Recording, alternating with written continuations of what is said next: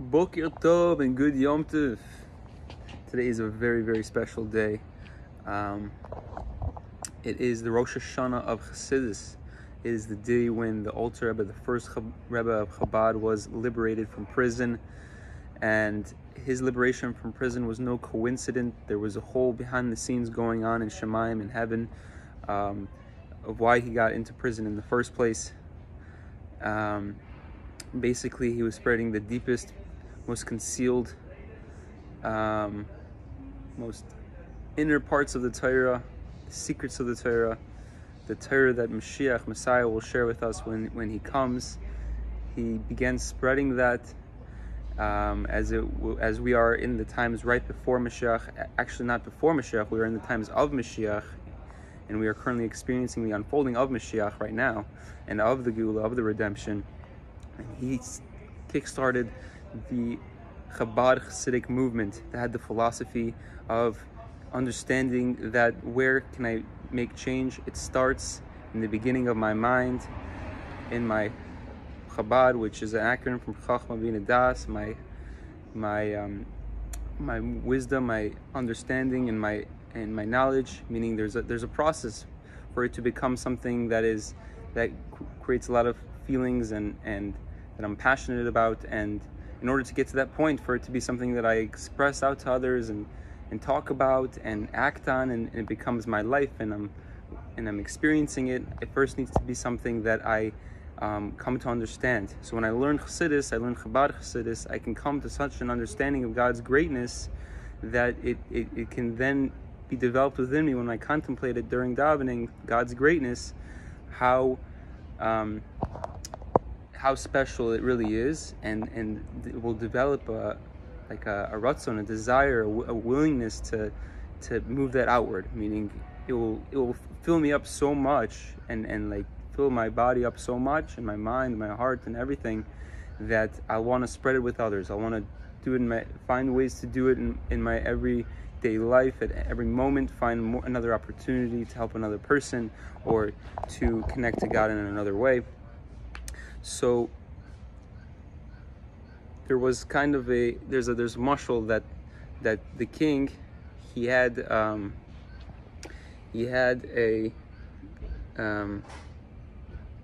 his son was not feeling so well. He was very sick, and he tried everything. He hired every single doctor, and nothing was working.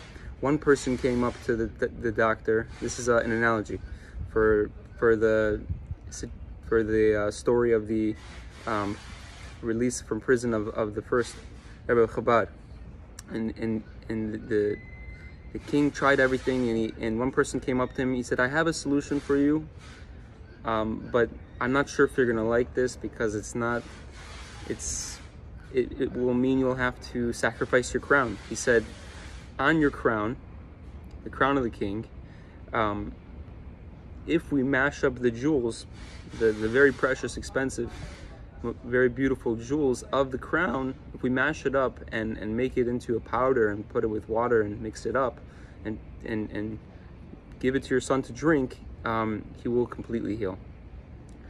So the king had to think this through, but of course not for so long, because it's his son, and he gave him, they followed through with that, and his son was fully healed.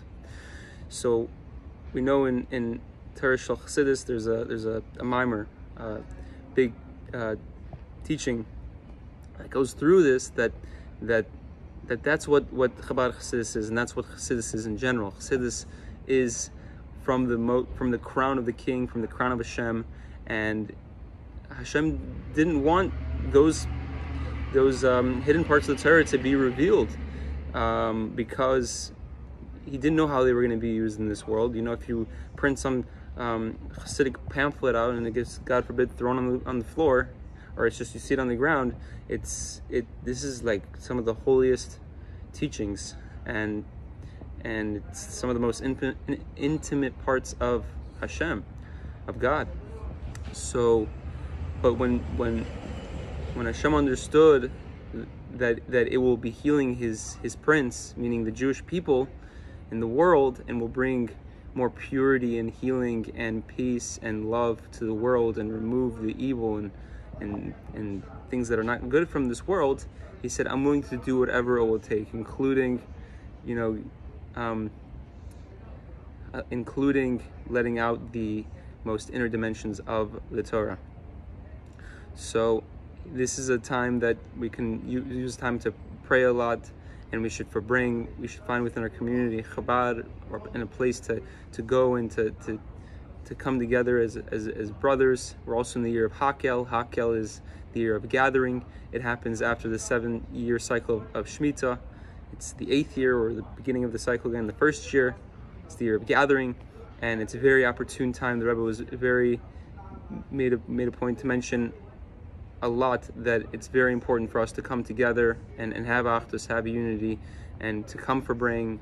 And the purpose of Farbrengens are that when we come together and we get real, and we're able to reach such a high level of brotherhood, but in addition to that, we're able to take positive resolutions, hachlatas, in our service of Hashem, in our relationship with other people, in our relationship with ourselves, in our relationship with the world, and continue with the goal of bringing Mashiach, and Mashiach should come right now. It's a very special time, and let's make the most of it. We can pray our hearts out for anything we need and want. It's a day full of salvations, and a lot of things good that will come out of it, and is coming out of it. So let's make the most out of it. Have a great day. Mashiach now, and good Yom Tov.